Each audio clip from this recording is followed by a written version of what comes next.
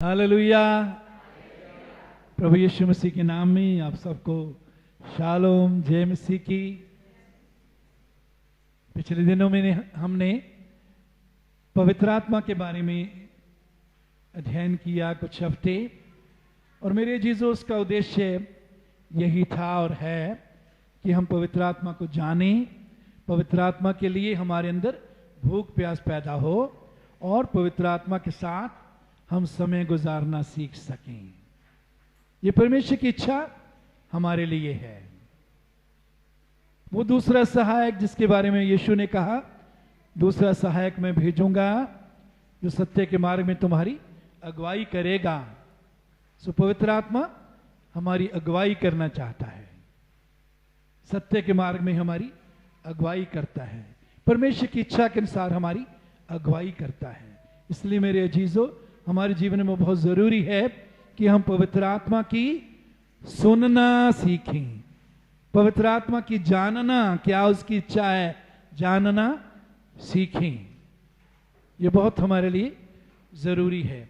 आइए हम परमेश्वर के वचन में से अध्ययन करेंगे, और ये अध्ययन जो है परमेश्वर के दास ब्रदर केनेथ ई हैगन द्वारा लिखी हुई पुस्तक how to be led by the spirit of God, परमेश्वर की आत्मा की अगुवाई में कैसे चलें, उसकी पुस्तक पर ये आधारित है। आइए मेरे अजीजों, रोमियो 8 अध्याय 14 पद पढ़ेंगे। रोमियो 8 अध्याय 14 पद यहां लिखा, इसलिए कि जितने लोग परमेश्वर के आत्मा के चलाए चलते हैं वे ही परमेश्वर के पुत्र हैं। मेरे अजीजों, यीशु को ग्रहण करने के द्वारा हम परमेश्वर के पुत्र बन गए, और परमेश्वर के पुत्र होने के नाते हम पवित्र आत्मा की अगुवाई में चलने के लिए बुलाए गए हैं। जब हम पवित्र आत्मा के चलाए चलते हैं, इसका मतलब है परमेश्वर के पुत्र बनने के लिए जो हमारी बुलाहट है उसमें हम बने हुए हैं। आज एक सवाल हम सब के सामने है, क्या आप परमेश्वर की आत्मा के चलाए चल रहे हैं? जैसे परमेश्वर का आत्मा चलाना चाहता है वैसे चल रहे हैं या कि नहीं? मेरे अजीजों, हम जिन्होंने प्रभु यीशु को ग्रहण किया उसके परमेश्वर के पुत्र बन गए, हम पवित्र आत्मा की अगुवाई में चलने के लिए बुलाए गए हैं। इसलिए जितने लोग परमेश्वर के आत्मा के चलाए चलते हैं वे ही परमेश्वर के पुत्र हैं। जो आत्मा की अगुवाई में चलते हैं वो परमेश्वर के पुत्र हैं। और मेरे अजीजों, आत्मा की अगुवाई में चलने से उलट क्या है? शरीर की इच्छा के अनुसार चलना, अपनी बुद्धि के अनुसार चलना। मेरे अजीजों, हर सच्चे विश्वासी के लिए जरूरी है कि हम सीखें कि आत्मा की अगुवाई में कैसे चलना है। ये नहीं कि जैसे मैं चाहता हूं वैसे हो, जो मेरी मर्जी है वही हो। अगर ऐसा हम कर रहे हैं, अगर ऐसी भावनाएं, ऐसे विचार हम पर राज्य कर रहे हैं, तो इसका अर्थ है हम आत्मा की अगुवाई में नहीं चल रहे। मेरे अजीजों, आप और मैं परमेश्वर के पुत्र होने के लिए और बने रहने के लिए बुलाए गए हैं। तो जो आत्मा के चलाए चलते हैं, पवित्र आत्मा की अगुवाई में चलते हैं, पवित्र आत्मा जैसे कहता है वैसे चलते हैं, पवित्र आत्मा जैसे दिखाता है वैसे करते हैं, वे परमेश्वर के पुत्र हैं। रोमियो 8 अध्याय 16 पद, रोमियो 8:16, आत्मा आप ही हमारी आत्मा के साथ गवाही देता है कि हम परमेश्वर की संतान हैं। दूसरी बात, पवित्र आत्मा गवाही देता है, परमेश्वर की बातों की गवाही देता है, परमेश्वर की इच्छा, परमेश्वर के वचन की गवाही देता है, ताकि हम उसके वचन के द्वारा, उसकी गवाही को सुनकर, पवित्र आत्मा की आवाज को सुनकर उस गवाही में बने रहें, उस गवाही को जानें। नीति वचन 20 अध्याय 27 पर, नीति वचन 20:27, मनुष्य का आत्मा यहोवा का दीपक है, वह मन की सब बातों को की खोज करता है। मनुष्य का आत्मा यहोवा का दीपक है। हमारा आत्मा, हमारे अंदर जो आत्मा है वो परमेश्वर का क्या है जी? दीपक है। आज की भाषा में उसको हम देखें तो वो है लाइट बल्ब। परमेश्वर का लाइट का बल्ब है। लाइट का बल्ब जो है अंधेरे को दूर करता है, हमें सही मार्ग दिखाता है। तो यहां लिखा है मनुष्य का आत्मा, हमारा आत्मा यहोवा का दीपक है। हमारे आत्मा में पवित्र आत्मा रहता है और पवित्र आत्मा हमारे आत्मा के द्वारा हमारी अगुवाई करता है। पवित्र आत्मा हमारे शरीर के द्वारा अगुवाई नहीं करता। पवित्र आत्मा हमारे प्राण, जिसमें बुद्धि, इच्छा, भावनाएं हैं, उसके बारे में आगे हम देखेंगे, उसके द्वारा अगुवाई नहीं करता, लेकिन हमारी आत्मा के द्वारा पवित्र आत्मा अगुवाई करता है। तो हमारा आत्मा परमेश्वर का दीपक है, परमेश्वर का बल्ब है, जो हमें सही रास्ता दिखाता है। और मेरे अजीजों, परमेश्वर हमारे आत्मा के द्वारा हमें प्रकाशित करता है, प्रकाश देता है और अगुवाई करता है। तो परमेश्वर हमारे शरीर या प्राण के द्वारा हमारी अगुवाई नहीं, लेकिन हमारी आत्मा के द्वारा हमारी अगुवाई करता है।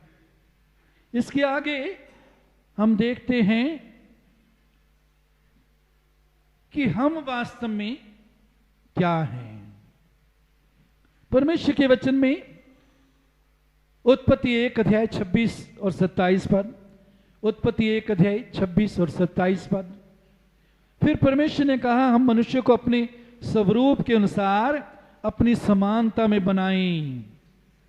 आप और मैं परमेश्वर के स्वरूप और समानता में बनाए गए हैं। कैसे बनाए गए हैं जी आप और मैं? परमेश्वर के स्वरूप में और परमेश्वर की समानता में। 27 पद, तब परमेश्वर ने मनुष्य को अपने स्वरूप के अनुसार उत्पन्न किया और अपने ही स्वरूप के अनुसार परमेश्वर ने उसको उत्पन्न किया।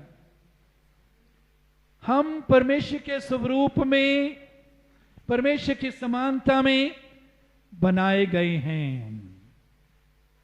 इसका मतलब जैसा परमेश्वर है, जो परमेश्वर है, वैसे ही हम बनाए गए हैं। और वचन में यूहन्ना 4:24 में क्या लिखा है? परमेश्वर क्या है? आत्मा है। परमेश्वर क्या है जी? आत्मा है। तो हम परमेश्वर के स्वरूप और समानता में बनाए गए, तो हम भी क्या हैं? आत्मा है। हम भी क्या हैं जी? सब बोलिए, मैं आत्मा हूं, मैं आत्मा हूं, मैं आत्मा हूं।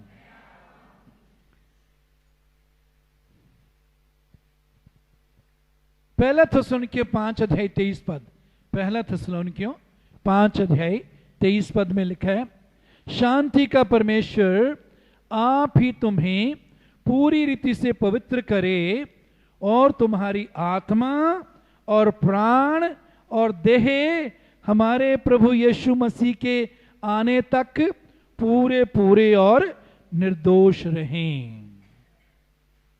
क्या लिखा जी? तुम्हारी आत्मा और प्राण और देह हमारे प्रभु यीशु मसीह के आने तक पूरे पूरे और निर्दोष रहें। परमेश्वर का सेवक पौलुस यहां हमारे बारे में जो वर्णन करता है वो आत्मा से शुरू करता है। किससे शुरू करता है जी? क्या बोलता है? तुम्हारा आत्मा, तुम्हारा प्राण, तुम्हारी देह। आमतौर पर हम कहां से शुरू करते हैं? हम शरीर से। हम शरीर से शुरू करते हैं और आत्मा हमारे लिए पीछे बाद में होती है। नहीं मेरे अजीजों, हम विश्वासियों को पवित्र आत्मा की अगुवाई में यदि हम चलना सीखना चाहते हैं तो यह जानना बहुत जरूरी है कि हम वास्तव में आत्मा हैं। हमारा परमेश्वर आत्मा है और उसने अपने स्वरूप और समानता में हमें बनाया है। पहला फिलिपियों 1:23 फिलिपियों 1:23 यहां पौलुस कहता है, क्योंकि मैं दोनों के बीच में अधर में लटका हूं, जी तो चाहता है कि कूच करके मसीह के पास जा रहूं, क्योंकि यह बहुत ही अच्छा है। 24 परंतु शरीर में रहना तुम्हारे कारण और भी आवश्यक है। बड़े ध्यान से एक बार फिर मैं पढ़ूंगा, बड़े ध्यान से सुनिए। मैं पूछ भी सकता हूं आप में से कि क्या क्या सुना है। मैं दोनों के बीच अधर में लटका हूं, जी तो चाहता है कूच करके मसीह के पास जा रहूं, क्योंकि यह बहुत ही अच्छा है। 24 बड़े ध्यान से सुनिए। परंतु शरीर में रहना तुम्हारे लिए और भी आवश्यक है। यहां पौलुस मैं अपने बारे में बोलता है और अपने शरीर के बारे में बोलता है। कहता है मैं चाहता क्या हूं कि मसीह के पास जा रहा हूं, मसीह की हुजूरी में उपस्थिति में चला जाऊं, क्योंकि ये बहुत ही मेरे लिए अच्छा है। लेकिन परंतु शरीर में रहना तुम्हारे लिए लाभदायक है, तुम्हारे लिए अच्छा है। यहां हम देखते हैं कि पौलुस जो है शरीर में रहना, इसका मतलब शरीर हम नहीं हैं, हम आत्मा हैं और शरीर में रहते हैं। यह शरीर तो हमारा घर है जिसमें हम कुछ समय के लिए रहते हैं। 50, 60, 70, 80, 90 या 100 साल। कुछ बेचारे उससे पहले ही 50 से पहले ही इस घर को छोड़ जाते हैं। मेरे चीजों, हमारी घड़ियां हैं या हमारे मोबाइल हैं, मोबाइल के अंदर की जो मशीनरी है यदि वो सारी निकाल ली जाए तो इसका जो केस है जिसमें ये रखी हुई है वो कुछ काम का नहीं। इसी प्रकार घड़ी में से मशीन निकाल ली जाए तो घड़ी किसी काम की नहीं।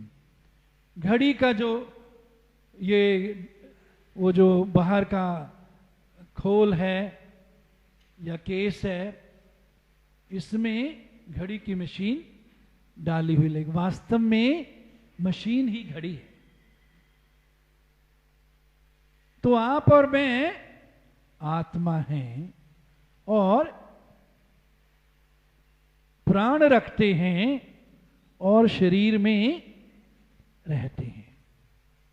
पहला थिस्सलुनीके 5:23 में हमने देखा आत्मा, प्राण और शरीर। तो और बहुत से गलत शिक्षाएं संसार में चल रही हैं, ऐसी गलत शिक्षाएं उन लोगों में भी हैं जो बाइबल उठाकर बाइबल का प्रचार करते हैं। बहुत से लोग कहते हैं कि हम जैसे कुत्ता मर जाता है खत्म उसके बाद, क्योंकि उसमें आत्मा नहीं प्राण है, आत्मा नहीं है, शरीर है, प्राण है, तो मरने के बाद उसका कोई अस्तित्व नहीं होता। बहुत से लोग कहते हैं कि इंसान का भी, बाइबल विश्वास पर विश्वास करने वाले लोगों की मैं बात कर रहा हूं, कुछ ऐसे कल्ट हैं। फिर उसके बाद कुछ कहते हैं कि हमारा प्राण जो है वो सो जाता है जब शरीर को दफनाया जाता है। मेरे अजीजों, बाइबल परमेश्वर का वचन, जैसे पौलुस का भी हमने एग्जाम्पल देखा, कहता मैं मसीह के पास जाना चाहता हूं।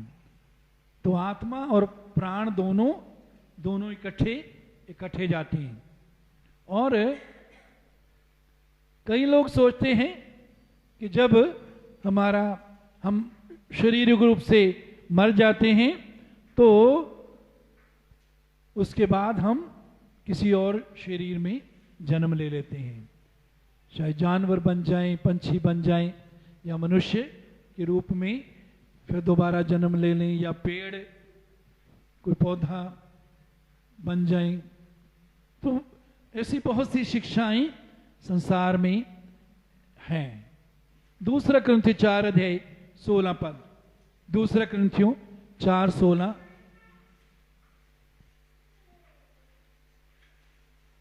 यहां पौलुस कहता है, यद्यपि हमारा बाहरी मनुष्य नष्ट होता जाता है तो भी हमारा भीतरी मनुष्यत्व नाश होता जाता है।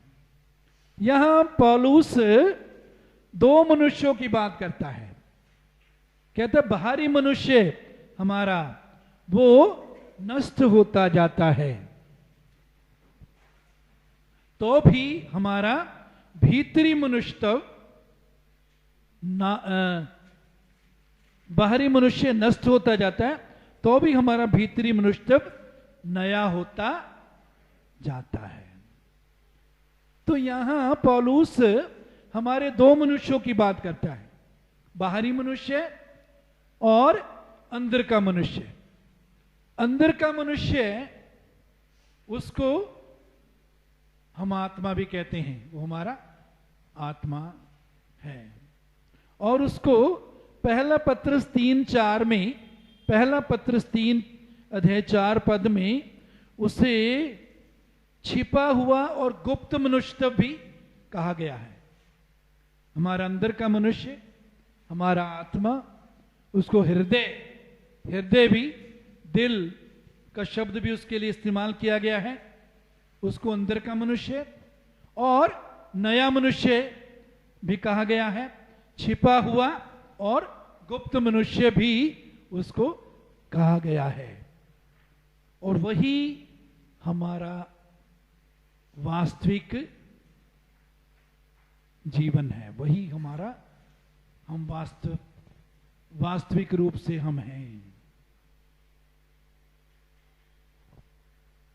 दूसरा कुरिन्थियों 5:17, दूसरा कुरिन्थियों 5:17,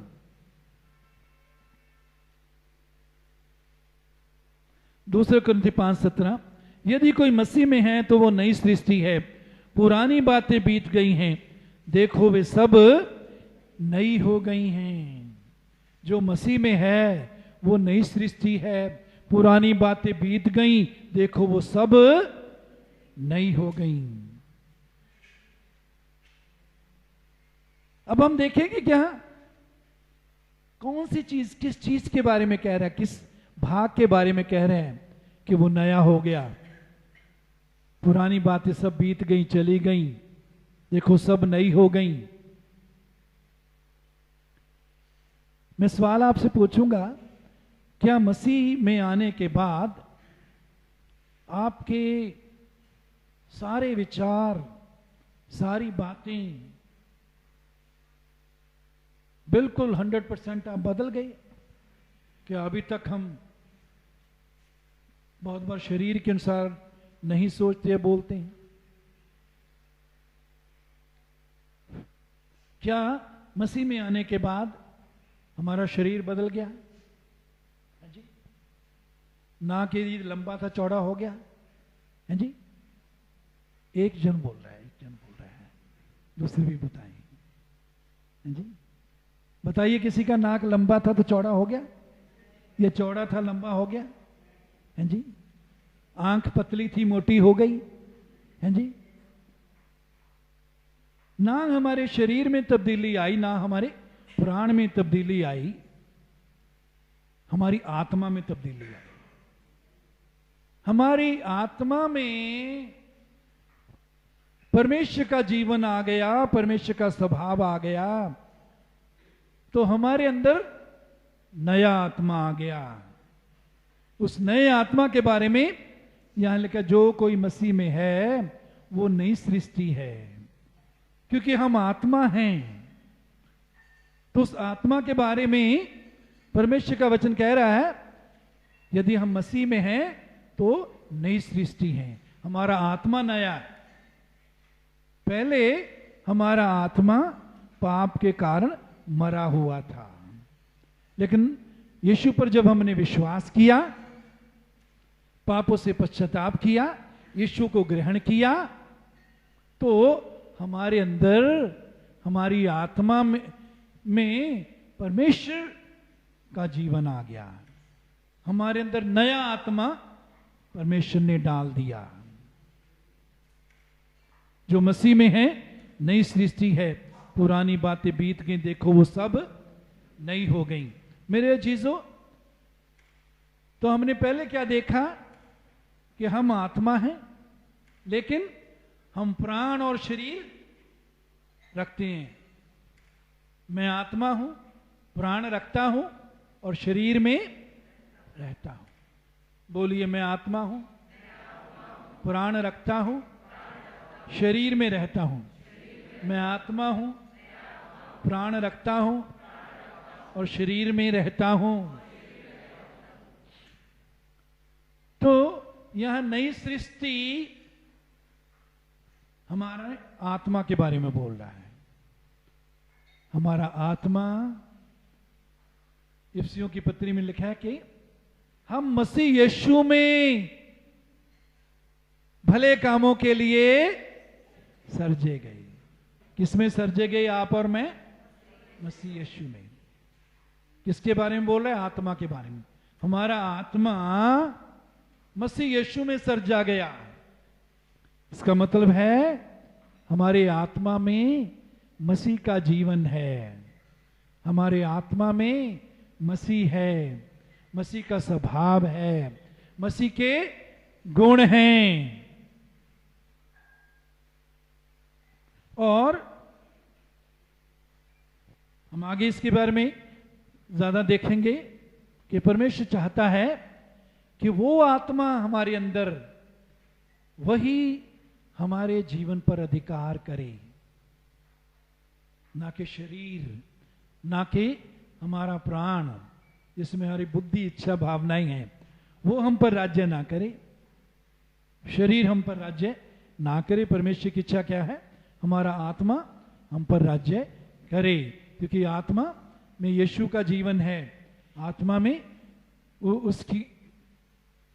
उसके गुण हैं, उसका स्वभाव है। जब हम उसके अधीन रहना सीख जाएंगे तो हम मसीह के समान बातें करेंगे, मसीह के समान सोचने लगेंगे, मसीह के समान व्यवहार करेंगे। तो ये बहुत जरूरी है हमारे लिए सीखना कि हम शरीर पर जय पाना सीखें। हम प्राण पर, प्राण जिसमें बुद्धि, इच्छा और भावनाएं हैं, हम बुद्धि पर, इच्छा पर, भावना पर जय पाना सीखें। इसका मतलब यह नहीं कि परमेश्वर नहीं चाहता कि हम बुद्धि का इस्तेमाल करें, नहीं, वो चाहता है हम बुद्धि का इस्तेमाल करें, लेकिन आत्मा की अगुवाई में, जो परमेश्वर का आत्मा कहता है, उसके अनुसार जो वचन कहता है उसके अनुसार अपनी बुद्धि का हम इस्तेमाल करें उसकी अगुवाई में। और मेरे चीजों, उसके बाद बहुत जरूरी है हमारे लिए कि हम आत्मा के प्रति संवेदनशील हों। हम इस बात को जानें कि हम आत्मा हैं और प्राण रखता हूं और शरीर में रहता हूं। मेरे जीजो, इब्रानियों 4:12 इब्रानियों 4:12 यहां लिखा है, परमेश्वर का वचन जीवित और प्रबल और हर एक दोधारी तलवार से भी बहुत चोखा है और प्राण और आत्मा को और गांठ गांठ और गूदे गूदे को अलग करके वार पार छेदता है और मन की भावनाओं और विचारों को जांचता है। अब यहां लिखा है कि परमेश्वर का वचन जीवित है, प्रबल है और हर एक दोधारी तलवार से ज्यादा चोखा है। और आगे क्या करता है, प्राण और आत्मा को और गांठ गांठ और गूदे गूदे को अलग करके आर पार छेदता है। इसका अर्थ क्या हुआ? इसका अर्थ है परमेश्वर का वचन जो बात आत्मा के द्वारा है और जो बात प्राण के द्वारा है उनको अलग अलग करके दिखा सकता है।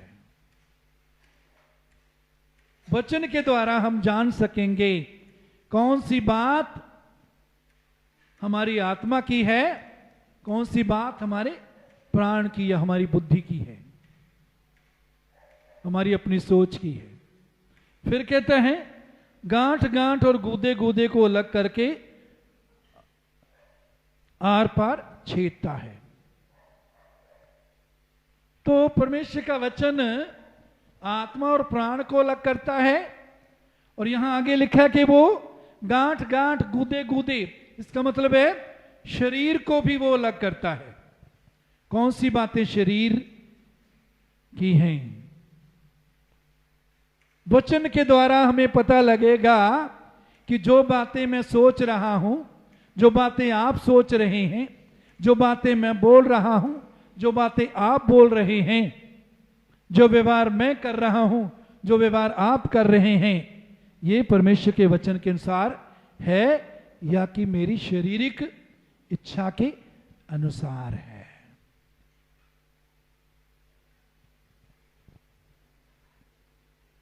पहला कुरिन्थियों 14:14 पहला कुरिन्थियों 14:14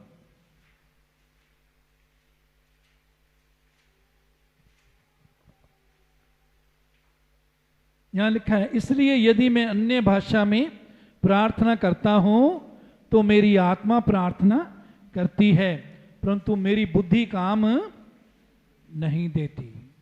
क्या कहते हैं जी?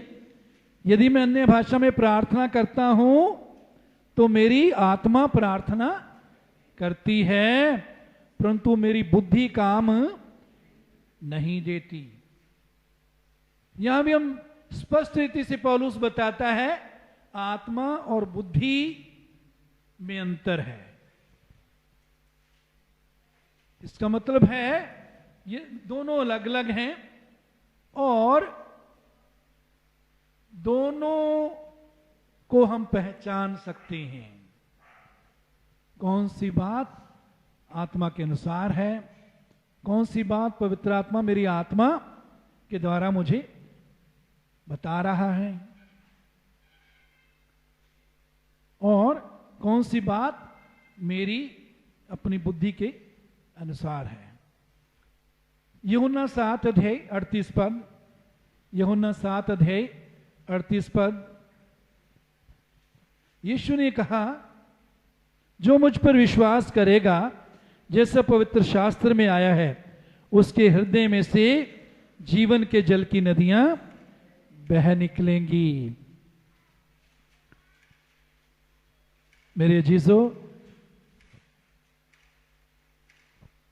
यीशु ने कहा उसके अंदर से जीवन के जल की नदियां बह निकलेंगी।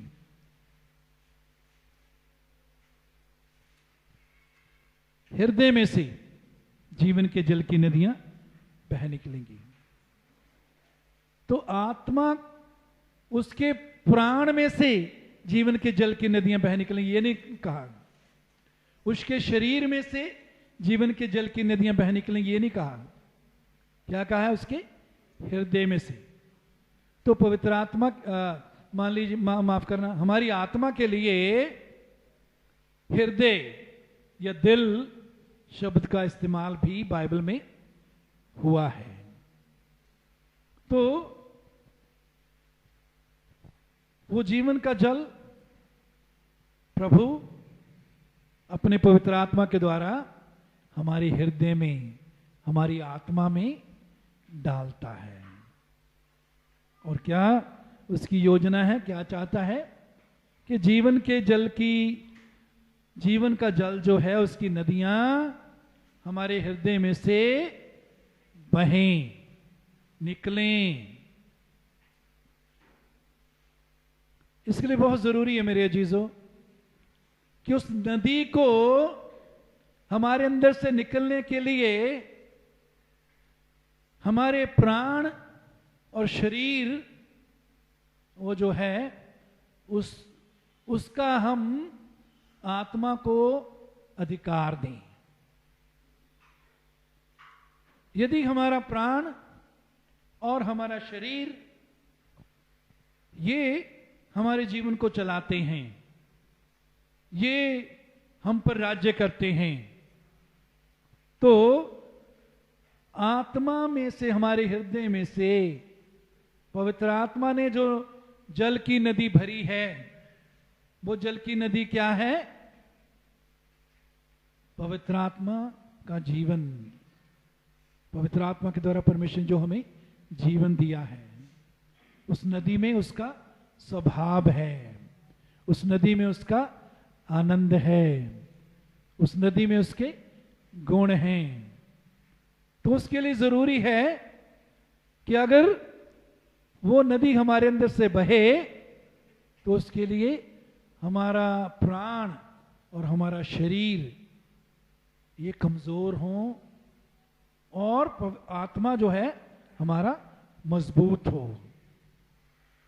हमारा प्राण और शरीर कैसे कमजोर होगा, कैसे उस पर हम जय पाएंगे, उसके बारे में हम अभी आगे देखेंगे। क्योंकि यदि हमारा प्राण, जिसमें हमारी बुद्धि, इच्छा और भावनाएं हैं, क्या है हमारे प्राण में जी? हमारी, बोलिए सभी बोलिए, बुद्धि, इच्छा और भावना। हमारे प्राण में क्या है जी? हमारी बुद्धि, इच्छा और भावनाएं। कहीं मुंह बंद करके बोल रहे हैं, कुछ मुंह खोल के बोल रहे हैं, कुछ मुंह बंद करके बोलते हैं। क्या है जी? प्राण में क्या क्या है? अब आप बोलिए, सभी मुंह खोल के बोलिए। बुद्धि, इच्छा, भावनाओं के द्वारा हमारा प्राण बनता है।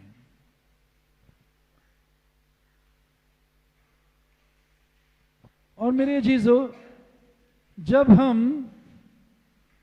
पवित्र आत्मा की हुजूरी में, उपस्थिति में उपस्थित रहते हैं, आराधना करते हैं, अन्य भाषा में प्रार्थना करते हैं, प्रभु की उपस्थिति में ठहरते हैं, उस समय हमारा आत्मा जो है वो क्रियाशील या एक्टिव होता है और दृढ़ भी होता है, मजबूत होता है, सामर्थी होता है। जितना हम प्रभु की उपस्थिति में रहेंगे और जितना हम प्रभु के वचन से अपने आप को भरेंगे, जितना हम वचन के अनुसार जीवन गुजारेंगे, उतना ही हमारा आत्मा जो है वो दृढ़ होता है, मजबूत होता है। जितना आत्मा मजबूत होता है उतना ही हमारा प्राण और हमारा शरीर कमजोर होता है। इसीलिए रोजाना अपने आप को परमेश्वर के वचन से भरना, सिर्फ भरना ही नहीं, उस वचन में बने रहना, उस वचन के अनुसार चलना भी जरूरी है। और प्रभु की उपस्थिति में रहना, उसकी आराधना करना, स्तुति करना, अन्य भाषा में प्रार्थना करना, अन्य भाषा में प्रार्थना करते रहना, बैठकर भी कुछ समय बैठकर, चाहे अब नीचे बैठे या कुर्सी पर बैठे, बैठकर भी हमें प्रार्थना करना अन्य भाषा में करनी चाहिए। लेकिन चल फिर कर भी हम कर सकते हैं, कुछ जब काम करते हैं तब भी कर सकते हैं। जितना अन्य भाषा में हम प्रार्थना करते हैं उतना हमारा आत्मा का बैटरी जो है वो चार्ज होता रहता है।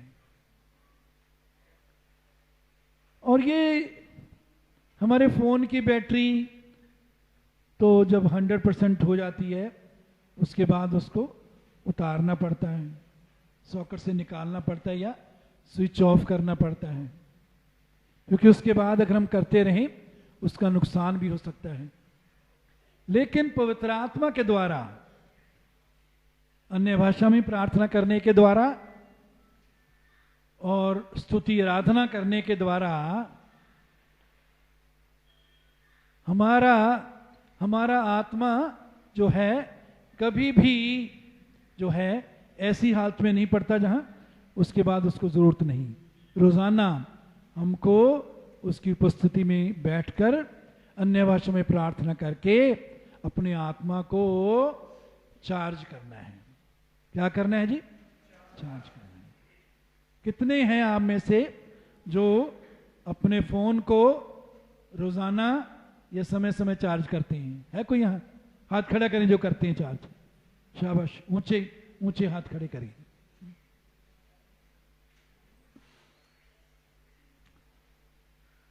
हो सकता है कुछ के पास नहीं है, कोई बात नहीं, उन्होंने हाथ नहीं खड़ा किया, हम समझते हैं। या आपका पड़ोसी कर देता होगा, पड़ोसन कर देती होगी, कोई बात नहीं, वो भी ठीक है। कितने हैं आप में से जो प्रतिदिन प्रभु की उपस्थिति में रहने के द्वारा, स्तुति आराधना के द्वारा, अन्य भाषा बोलने के द्वारा अपनी आत्मा को रिचार्ज करते हैं? वो हाथ खड़ा करें, ऊंचे हाथ खड़ा करें, ऊंचे ऊंचे हाथ खड़ा करें। प्रभु का धन्यवाद करते हैं इनके लिए। यदि आपने अभी नहीं शुरू किया, करना शुरू करें, करना शुरू करें। प्रभु की स्तुति करें, आराधना करें, अन्य भाषा में प्रार्थना करें। आपकी आत्मा की बैटरी जो है वो चार्ज होती जाएगी, आपका आत्मा सामर्थी होता जाएगा, मजबूत होता जाएगा। और जितना आत्मा मजबूत होगा उतना आपका शरीर, आपका प्राण जो है वो कमजोर होते जाएंगे, उन पर आप जय पाकर चलेंगे।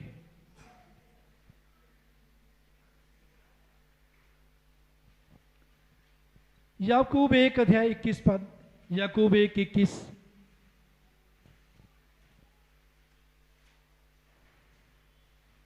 इसलिए सारी मलिनता और बैर भाव की बढ़ती को दूर करके उस वचन को नम्रता से ग्रहण कर लो जो हृदय में बोया गया है, जो तुम्हारे प्राणों का उद्धार कर सकता है। याकूब, ये जो पत्री है, याकूब की पत्री, ये संसार के लोगों को लिखी गई थी या विश्वासियों को? जवाब दीजिए जी। हाँ जी, किनको लिखी गई थी? विश्वासियों को। ये संसार के लोगों को नहीं लिखी गई। तो यहां पौलुस विश्वासियों को, जो उस समय तितर बितर हुए थे अलग अलग जगह में, याकूब जो है, माफ करना, वो पत्री लिखता हुआ क्या कहता है? इसलिए कहता सारी मलिनता और बैर भाव की बढ़ती को दूर करके उस वचन को नम्रता से ग्रहण कर लो।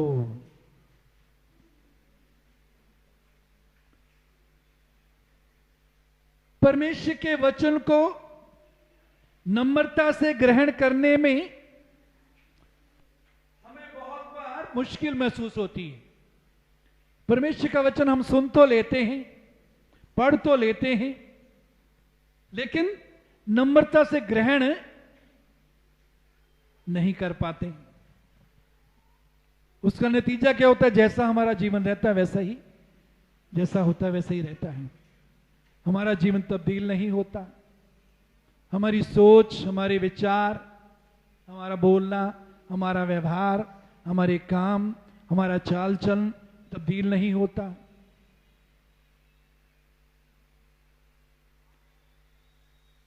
नम्रता से यदि हम चाहते हैं कि वचन को ग्रहण करें, तो उसके लिए कुछ चीजों को दूर करना है। वो क्या है? सारी मलिनता। मलिनता का मतलब क्या है? मलिनता का मतलब क्या है? गंदगी, बुराई, अशुद्धता। सारी मलिनता और बैर भाव की बढ़ती को दूर करके, प्रभु नहीं चाहता कि हमारे अंदर मलिनता या किसी प्रकार की बुराई हो। वो हमारे विचारों को भी चाहता है शुद्ध हो। जो हम बोलते हैं, प्रभु चाहता है वो शुद्ध हो। हमारे देखना शुद्ध हो, हमारे काम शुद्ध हो, हमारी चाल चलन, हमारा व्यवहार शुद्ध हो। और वचन में लिखा है, उसकी आंखें ऐसी पवित्र हैं कि वो बुराई को देख नहीं सकता। उसकी आंखें ऐसी पवित्र हैं कि वो बुराई को देख नहीं सकता है।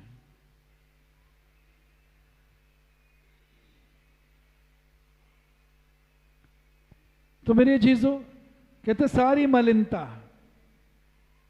विचारों की मलिनता, विचारों की गंदगी, विचारों की अशुद्धता, उसको दूर करें। कईयों के मुंह से बहुत गंदगी निकलती है। छोटी छोटी बात में एक दूसरे की बुराई करते हैं, गाली भी निकालते हैं बहुत से विश्वासी, क्योंकि आदत बनी होती है उनको याद ही नहीं रहता। कई बार बहुत से विश्वासी बड़े बुद्धिमान होते हैं, वो छुपाने की कोशिश करते हैं बहुत सी बातों को। जब पता लग जाए ना कि पास्टर आ गए, उनका स्कूटर आ गया है, गाड़ी आ गई ना, कोई बच्चा बता देता है, तो एकदम टीवी जाके बंद करते हैं।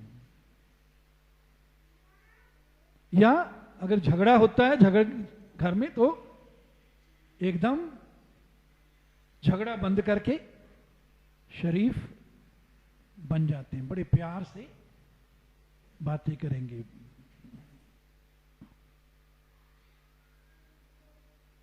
मेरी जो सारी मलिनता, गंदे विचार, गंदी जुबान, गंदी बातें सुनने के लिए कान, बहुतों को ये बुराई सुनने की बीमारी भी होती है, उससे भरे। वो अपने आप कोई ना कोई बात दूसरे को बोलेंगे, को छेड़ेंगे एक बात ताकि दूसरे से सुने। किसी की बुराई करके दूसरे से उनकी बुराई के बारे में सुनना पसंद करेंगे। मेरे जीजो, सिर्फ बुराई करना ही पाप नहीं है, लेकिन बुराई सुनना भी पाप है। वो बात अलग है कि यदि हम किसी के लिए चिंता करते हैं, कंसर्न्ड हैं, उसके लिए प्रार्थना करना चाहते हैं, उसकी सहायता करना चाहते हैं, उसके लिए आशीष बनना चाहते हैं, तो किसी की बात, किसी की कमियां जानना ताकि हम उनकी सहायता कर सकें, उनकी समस्याओं का जानना, वो बात अलग है।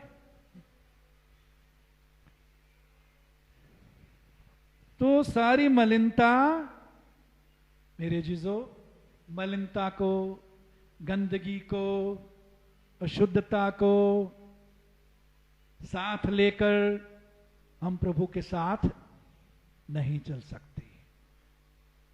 कोई मनुष्य दो स्वामियों की सेवा नहीं कर सकता।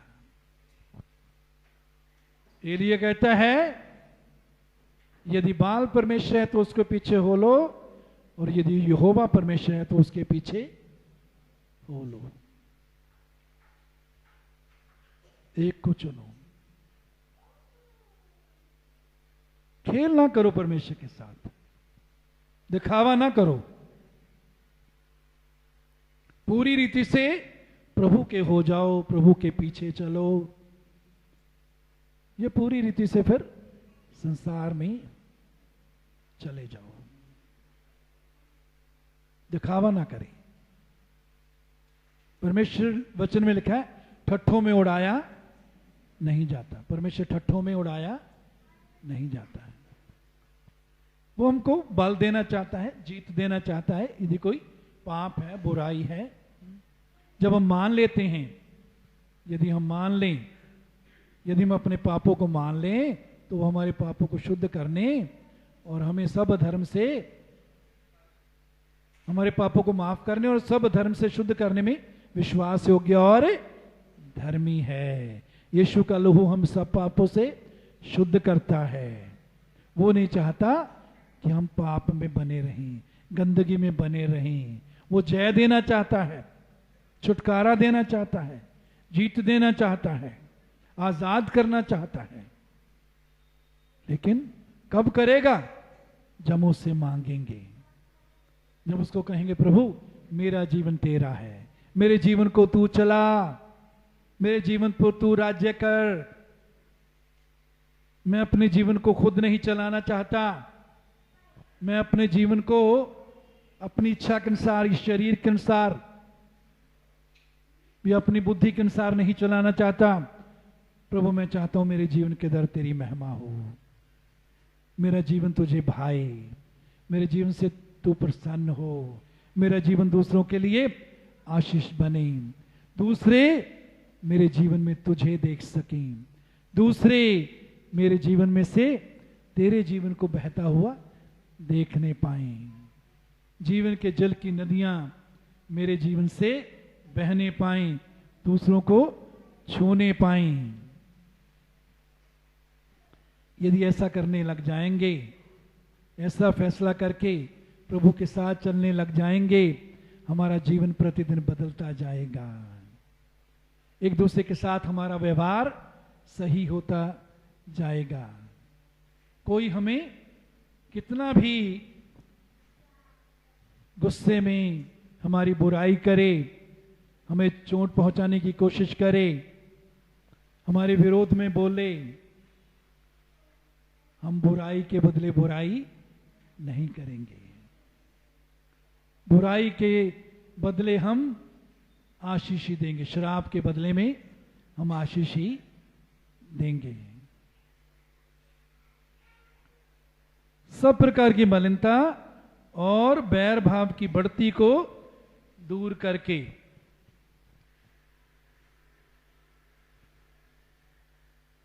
बुराई से बैर रखना है, शैतान से बैर रखना है, एक दूसरे के साथ नहीं, परिवार में एक दूसरे के साथ नहीं, पड़ोस में एक दूसरे के साथ नहीं, जब हम काम करते हैं वहां एक दूसरे के साथ बैर नहीं।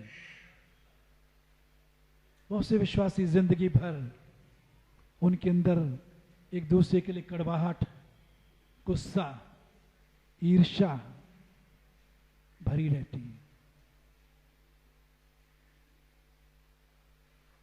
सब प्रकार के बैर भाव की बढ़ती को दूर करके उस वचन को नम्रता से ग्रहण कर लो जो तुम्हारे हृदय में बोया गया है। बहुत बार वचन हमारे हृदय में बोया जाता है, लेकिन हम अपने दिलों को कठोर किए रहते हैं। नहीं मेरे जीजो, नम्रता से वचन को ग्रहण करना है। नम्रता से वचन को ग्रहण करेंगे, करते रहेंगे, तो उसका नतीजा क्या होगा? जो तुम्हारे प्राणों का उद्धार कर सकता है। परमेश्वर का वचन जब हम नम्रता से उसे ग्रहण करते हैं, अपने जीवन में उसको अधिकार देते हैं, वचन को इजाजत देते हैं कि वो हमको बदले, वचन को इजाजत देते हैं कि वो हमको चलाए। जैसे वचन कहता है हम चलने के लिए तैयार होते हैं, तो क्या है? हमारे प्राणों का क्या करता है जी? उद्धार। क्या करता है? हमारे प्राणों का उद्धार। अब देखिए दूसरा Corinthiयों 5:17 में हमने क्या पढ़ा था? जो मसीह में है वो नई सृष्टि है, पुरानी बातें बीत गई, देखो वो सब नई हो गई। वहां हमारी आत्मा के बारे में पौलुस बात करता है। हमारा आत्मा नया हो गया, आत्मा यीशु में सरजा गया। उस आत्मा में यीशु का जीवन स्वभाव है। लेकिन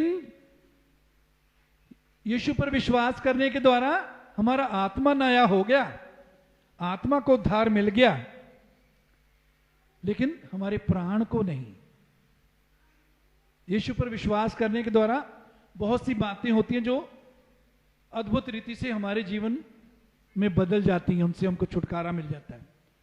लेकिन बाकी जो चीजें हैं उनको रोजाना जरूरी होता है कि हमारा प्राण, जिसमें बुद्धि, इच्छा और भावनाएं हैं, हमारी बुद्धि प्रतिदिन नई हो। तो प्राणों का उद्धार का मतलब है हमारी बुद्धि का नया होना, हमारी बुद्धि का परमेश्वर के वचन के द्वारा प्रतिदिन नया होना। ये बहुत जरूरी है, क्योंकि हमारी बुद्धि या हमारा प्राण यदि नया नहीं होता तो हम आत्मा की अगुवाई में नहीं चल सकते। पवित्र आत्मा के द्वारा हमारा आत्मा हमारे जीवन पर अधिकार नहीं कर सकता। तो हमारा प्राण या हमारी बुद्धि, हमारा पुराना स्वभाव, हमारा शारीरिक अभिलाषाएं, वो ही हमारे जीवन पर राज्य करती रहेंगे, वही हमें चलाएंगी। इसलिए बहुत से विश्वासी विश्वास तो करते हैं, कलीसिया में भी, चर्च में भी आते हैं, थोड़ा बहुत वचन भी पढ़ते हैं, थोड़ी बहुत प्रार्थना भी करते हैं, लेकिन जीवन में तब्दीली नहीं आती। मेरे चीजों जरूरी है कि प्रतिदिन हमारे प्राणों का उद्धार हो। प्राणों का उद्धार का मतलब हमारी बुद्धि नई हो। रोमियो 12:2 रोमियो 12:2, संसार के सदृश ना बनो, परंतु तुम्हारे मन के नए हो जाने से तुम्हारा चाल चलन भी बदलता जाए। मन के नए होने को प्राणों का उद्धार कहा गया है। हमारा मन या हमारी बुद्धि प्रतिदिन नई होती जाए। संसार के सदृश ना बनो, परंतु तुम्हारे मन के नए हो जाने से तुम्हारा चाल चलन भी बदलता जाए। जब मन नया होता जाएगा प्रतिदिन वचन के द्वारा, हमारे विचार नए होते जाएंगे, हमारी सोच नई होती जाएगी, वचन के अनुसार हम सोचने लगेंगे, वचन के अनुसार हम व्यवहार करने लगेंगे, बोलने लगेंगे। तो वो क्या है? हमारे प्राणों का उद्धार।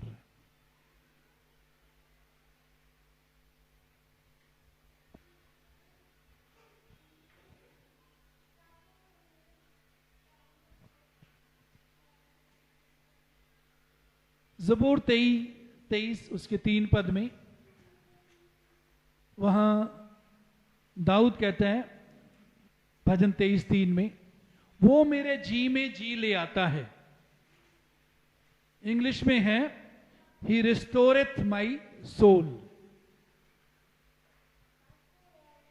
रिस्टोर करने का मतलब क्या है?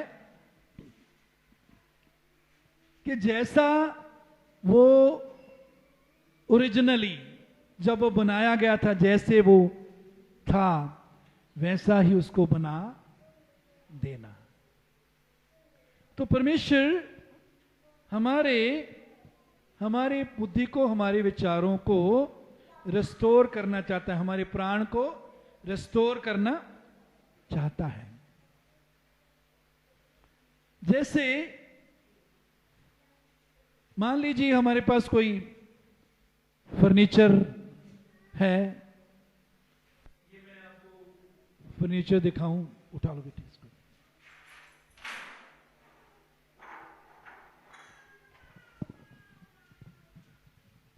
ये कैसा दिख रहा है? नया है पुराना? नया दिख रहा है पुराना दिख रहा है? हैं जी? नया।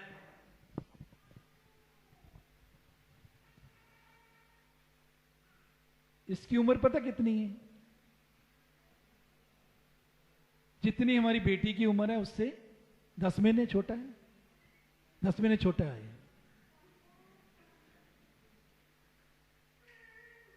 जब हमारी बेटी, उसका जन्म हुआ तो हमको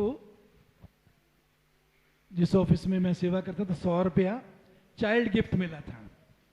तो 90 रुपए का हमने ये टेबल चंडीगढ़ में लिया था। लेकिन कम से कम मुझे मालूम है कि 2 बार इसको उसी हालत में पहुंचाने के लिए, जैसे नया था वैसे बनाने के लिए 2 बार इसकी मेजर रिपेयर जो है करवानी पड़ी। इसको बोलते हैं रेस्टोर।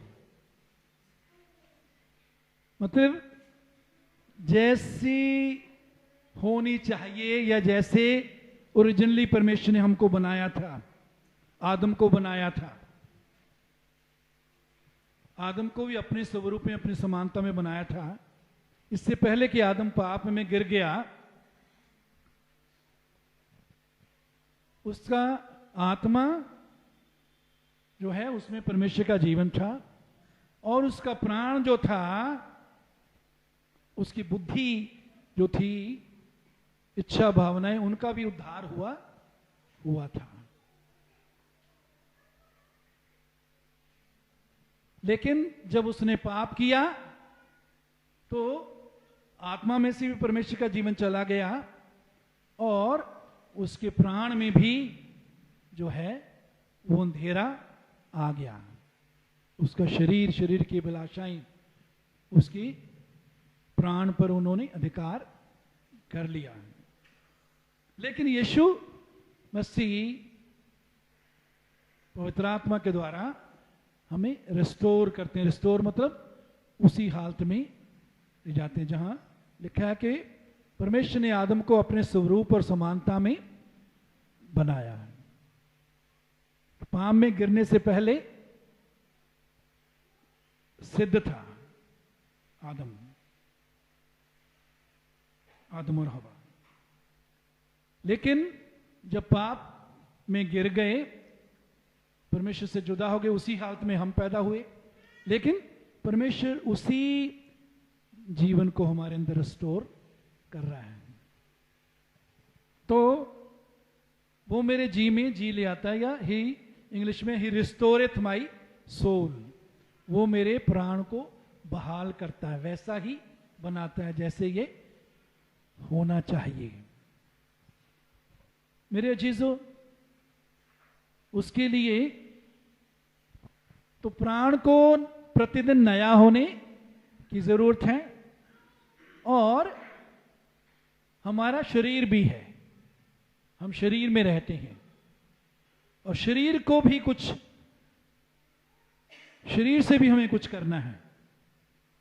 रोमियो 12:1 रोमियो 12:1, इसलिए हे भाइयों, मैं तुमसे विनती करता हूं कि अपने शरीरों को जीवित और पवित्र और परमेश्वर को भावता बलिदान करके चढ़ाओ, यही तुम्हारी आत्मिक सेवा है।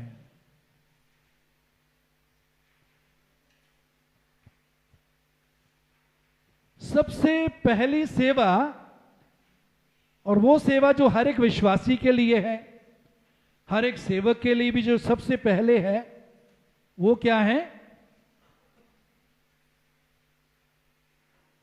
अपने शरीरों को जीवित, पवित्र और परमेश्वर को भावता बलिदान करके चढ़ाओ, ये तुम्हारी आत्मिक सेवा है। मेरे अजीजों, यह तो अपने शरीरों को, पड़ोसी के शरीर को नहीं, अपनी सास के शरीर को नहीं, बहू के शरीर को नहीं, अपने शरीरों को। बहुत बार हम दूसरों पर बहुत जल्द दोष लगाते हैं, नहीं, अपने शरीरों को जीवित, पवित्र और परमेश्वर को भावता बलिदान करके चढ़ाओ, यही तुम्हारी आत्मिक सेवा है।